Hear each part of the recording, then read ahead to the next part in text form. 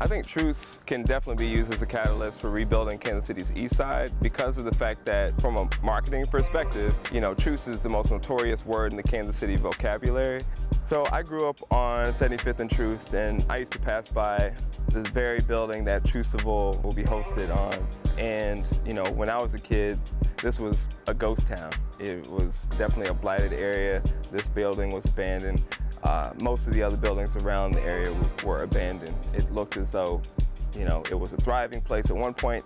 People just up and left. Growing up and seeing that, it really instilled this sense of urgency and agency in me to help, change that, because I love Kansas City and I love, my neighborhood, and I wanted to see it succeed. So I think in the case of what we're doing with Troostival, this is an important moment that I think the whole city should get behind, because it sets the standard for fighting the powers that created these issues in Kansas City East Side and Troost in general. And we can do that in the universal language, which is music, and understanding that there's this rich depth of diversity within the music that Black people contribute. I think it's important to recognize diversity within Black creativity, primarily because Black people are not monolithic.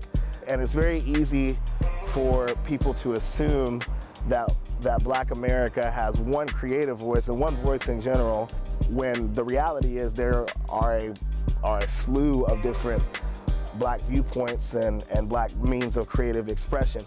It's also really important to highlight this because so much of the global cultural output that has come from the United States has been from that wealth of and variety of Black creativity. You look at house music, you look at blues, you look at rock, you look at jazz, you look at hip hop. Things like Troostival are just scratching the surface of highlighting what we actually have here in Kansas City from a wealth of Black creativity standpoint. But it's good to start. I think it's a damn good place to start. So.